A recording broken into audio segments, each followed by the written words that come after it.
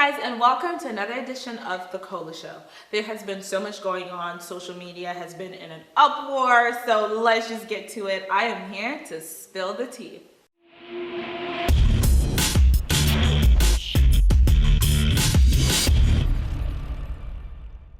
Alright guys, so Caitlyn Jenner, who is formerly Bruce Jenner, in case you didn't know, but she, went through a transitioning stage, and now she is Caitlyn Jenner, and we will refer to her as such for the duration of forever.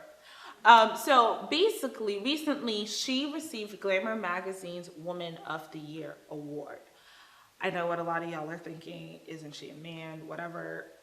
For the sake of this conversation and for how she wants to identify herself, she is a woman.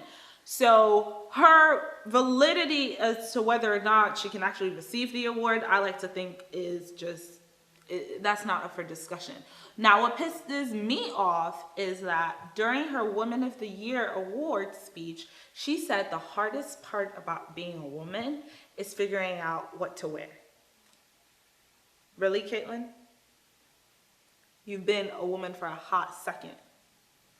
And so first let's look at some semantics. The award is called Woman of the Year Award. You've not been a woman for a whole entire year. Okay? But also, there's more to being a woman than picking out what type of clothes to wear. Like, we went through, something called suffrage. We had a huge battle for the rights to vote, even equality of getting jobs, payments, opportunity being taken seriously in society.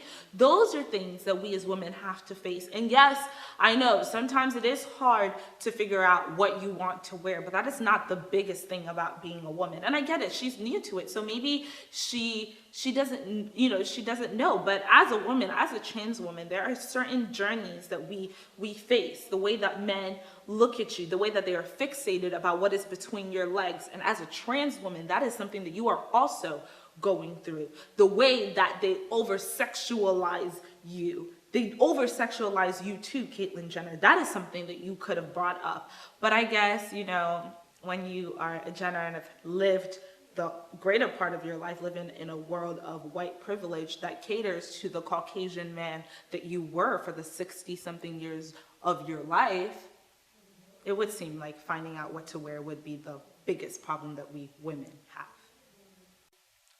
All right, so the second tea that I want to get into right now, it's about open marriage, open relationships, and this hall pass phenomenon that just seems to have swept the nation. Marriage is no longer man and wife. It's now man, wife, side chick, thought, flavor of the week. That's what it seems to be. So Toya Wright said that she gave her now soon-to-be ex-husband an 8-day hall pass for the whole entire year. Comedian and actress Monique has also come out to say, yeah, my husband also has a hall pass. So my thing is, I get it. It's different folks for different folks. Different things work for your marriage. You get to redefine the norm of your marriage, which is where I guess their argument is going for this.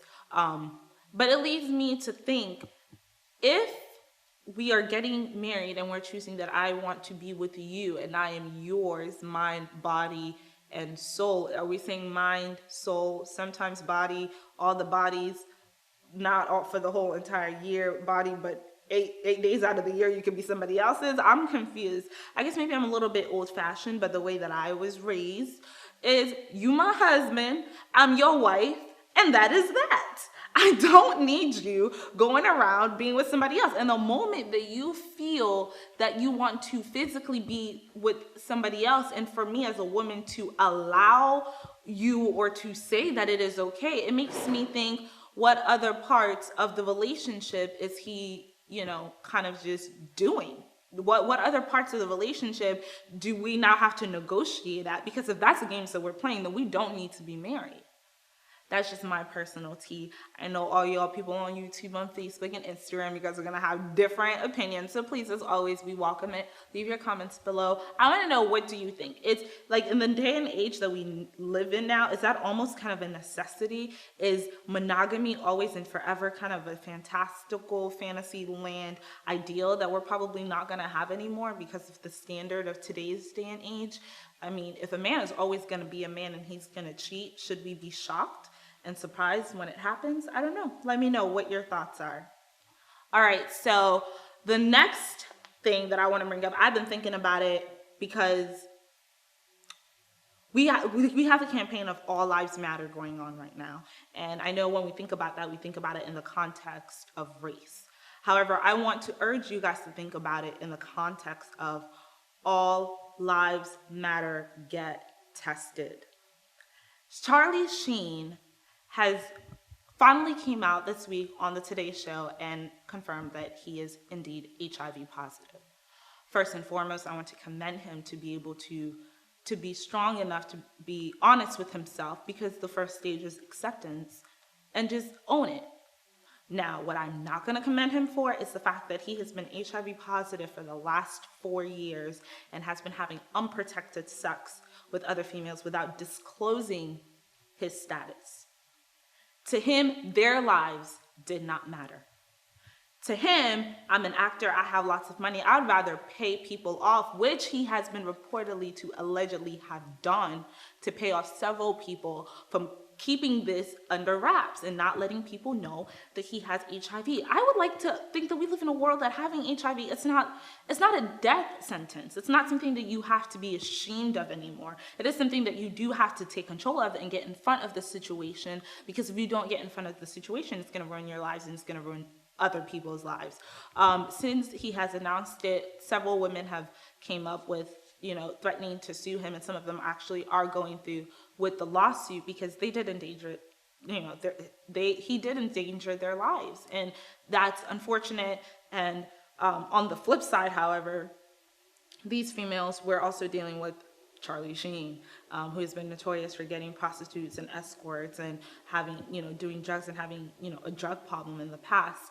This isn't probably the most responsible of an individual. He's probably not going to be that husband that you're looking for. He has 5 kids already at 50 years old. He now has to continue these dialogues with his children. And I think these women getting into a situation like that, I don't think that anyone deserves to now have HIV or should have been put inside that line. However, we are adults, so we need to be responsible adults, and we need to have, if you want to do adult actions, you need to have adult conversations. All right, so on a lighter note, Facebook, well, maybe not really on a lighter note, but since it's cuffing season, it might work for you. On a lighter note, Facebook has introduced, or will be introducing, this new feature. Basically, the new feature is, instead of you being single, it's complicated, taken, in a relationship, whatever current relationship status they have, now you can say, I'm on a break. And being on a break in Facebook, Facebook has your back. So get this, if you change your status to I'm on a break, you can then get to decide what post that your soon-to-be ex-boyfriend will be able to see. You can be able to control how much of his information that you get to see on your news feed, so you don't have to be bombarded with him living his life, because you don't want to see him living his life, okay? You are mad, so you don't want to see him turning up and being happy. So Facebook allows you to kind of just mitigate that. Also, that extends to his nosy mama that probably wants y'all to get together because she knows that her son can't do better. So that, you can definitely curb out all those people that are related to him or his friends, things like that. So I think this is great. If you're on a break and you're trying to figure it out, it kind of allows you to do so with somewhat of a clear mind and not have other people or know exactly what it is that he is doing. All right. And so if you decide that, hey, I'm done with that boyfriend, and you want to change your status from it's complicated or we're on a break to just single, I know the holidays are here. It's cuffing season. You don't want to be alone. So here at the Cola Show, we got you. So check this out. There is a randomboyfriend.com. Yes. You can go to randomboyfriend.com and basically rent a boyfriend. You can have him show up at your holiday Thanksgiving dinner. You can have him show up when you're out with your friends. You can have him show up for Christmas dinners, whatever it is that you want. You can have a random boyfriend for only $265 an hour. That better be the best boyfriend of your life.